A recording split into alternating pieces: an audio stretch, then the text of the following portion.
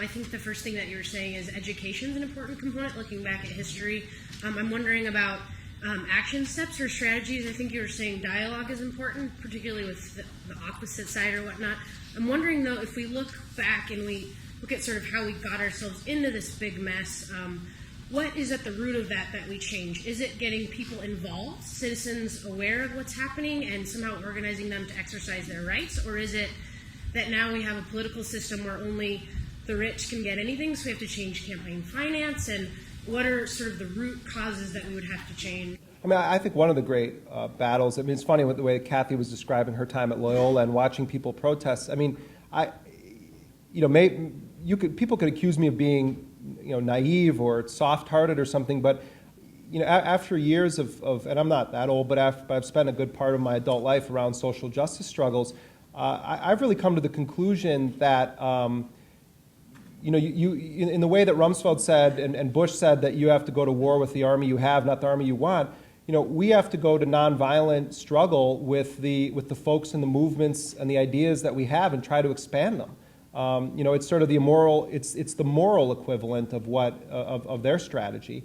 So we could say, well, look at how few people are involved with this, or there's this guy and a couple of other people in Illinois that are organized against Blackwater, and then there were those people in California. But is any of this really effective?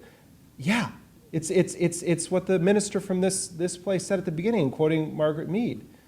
The idea that it's a small group of people. The greatest admiration I have for anybody are those people who have the audacity when it's not popular, when they're being heckled, to be that handful of, women in their 60s out in front of a federal building when it's pouring rain and saying, we're going to stand out here and protest against it. I mean, we have to get beyond the arrogance of thinking that unless we're able to just bring down the machine in an instant, that what we're doing doesn't mean anything. Those people in that tiny town of Potrero, California, stood up against one of the most powerful war profiteers on planet Earth and chased them out of their city. Blackwater spent $1 million trying to fight those people there, and they did it.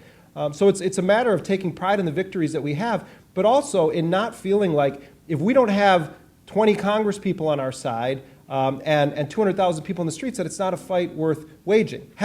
So what I would say is that the work that Dan and others and people do here with Clearwater and with social justice committees and peace action groups, all of that is of central importance to the conscience of this nation.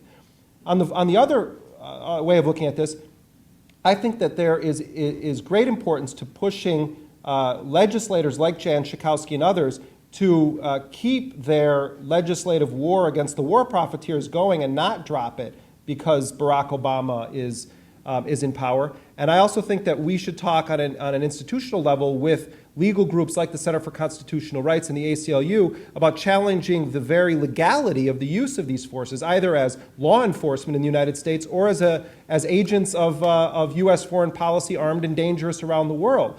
We have legislation on the books. The Anti-Pinkerton Act of 1892, I believe it is, prohibits the U.S. government from doing business with a paramilitary or quasi-paramilitary organization. What on earth was Blackwater in New Orleans?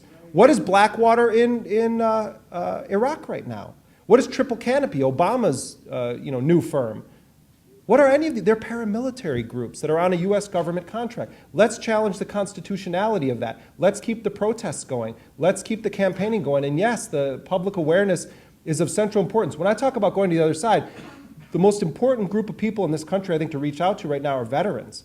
Are people that have, I thought it was a bit shameful that John Kerry holds these hearings on Afghanistan the other day, and they had one vet, Rick Reyes from Los Angeles, who did make critical statements about the occupation of Afghanistan. No one from Iraq Veterans Against the War was invited to speak at that hearing. In fact, they're totally marginalized and sidelined, particularly by the Democrats in the Congress. And yet we have brave men and women who have been, young people, who have been in Iraq and Afghanistan and have articulated a very sensible policy in Iraq, and no one will listen to them. I've talked to pro-war veterans groups as well, and they also agree on this issue largely. They don't want these companies in the war zone. I do think we have the opportunity for some crossover politics here where we can get people that normally wouldn't be our allies to help mobilize on this issue of privatization. It hurts Republicans too in the rank and file, and that's the dirty secret in Washington that the leadership doesn't want people to know. It's not good for workers. Someone here has got to tell it.